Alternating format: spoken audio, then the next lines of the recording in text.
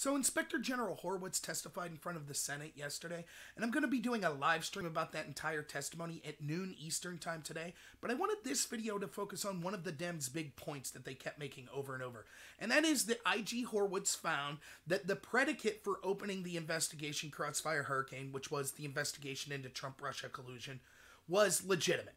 Now, I want to talk about specifically what's going on with this. First, let me say that I have no reason to doubt that what IG Horowitz found was legit. But if you listen to what the IG said, he seems kind of dismayed and repeatedly says in both his report and in the testimony that this was legitimate because the bar for opening this kind of investigation is so low.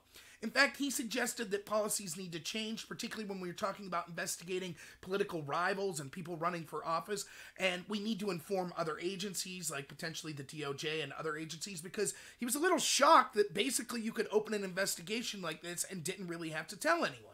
Now, aside from that, this shouldn't be a victory lap for the Democrats because, as always, remember, a good rule of thumb in politics is when you're cheering on something, you have to assume that then the other side or people you don't like will inevitably be able to do the same thing.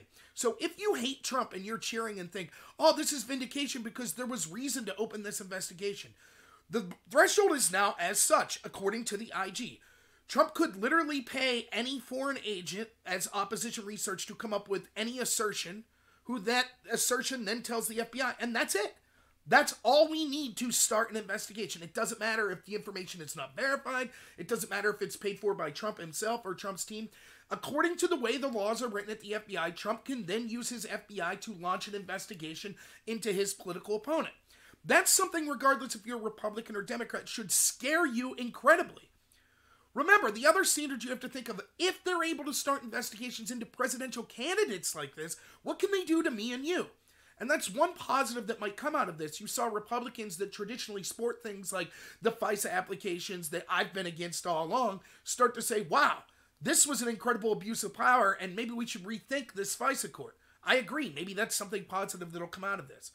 But nonetheless, the idea that this is, oh, all we had to do was prove that the investigation was open for legitimate reasons, therefore it's okay.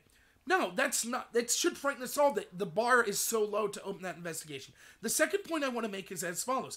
Just because the investigation seemed to have been legit to be opened, doesn't mean that the process thereafter was legitimate.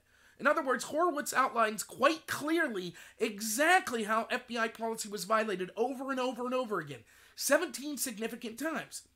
Now, the Democrats want to write these up as mistakes. They're not mistakes. We know that one person's been criminally referred, for example, for writing the opposite of the truth. He got an email from the CIA saying, yes, Carter Page worked with us, and he changed that email to say Carter Page did not work with us.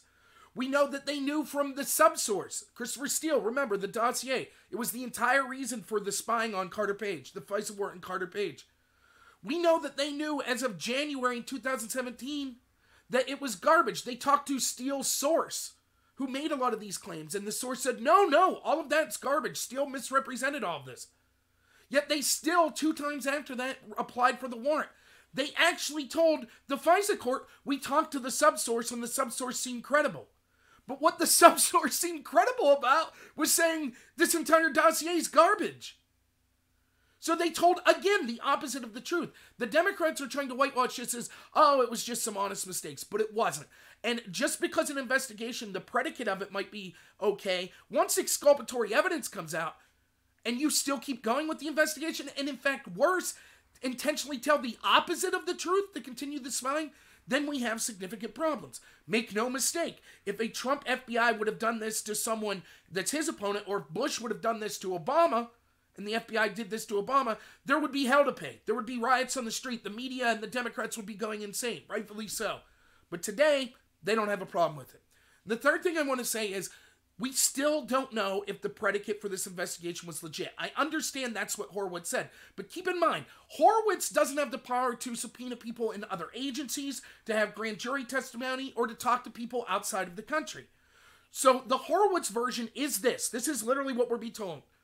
The reason for the investigation was that a Trump associate, who was a volunteer who Trump basically had never personally met, got drunk in a bar in Australia and told a Clinton-supporting Australian diplomat, hey, I heard some Russians said they might have some dirty emails on Hillary.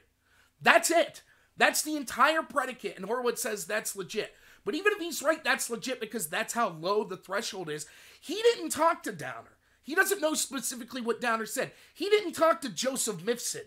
He didn't talk to the UK and the Italian intelligence agencies to find out if Mifsud was working for them.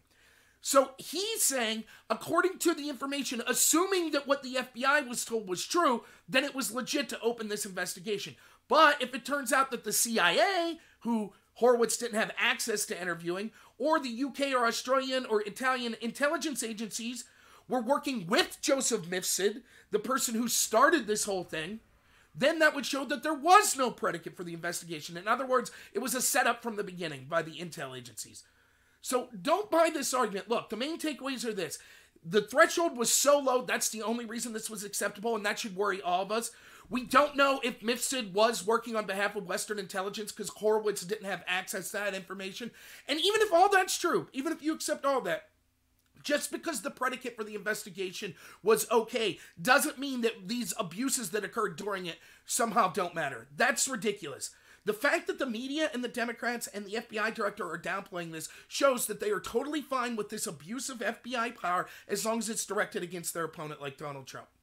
Hey, if you like this video, please like and subscribe. Again, I'll be doing a live stream at noon Eastern time today going over the entire IG testimony that occurred yesterday, so please look for that. Thanks, everyone, and have a good one.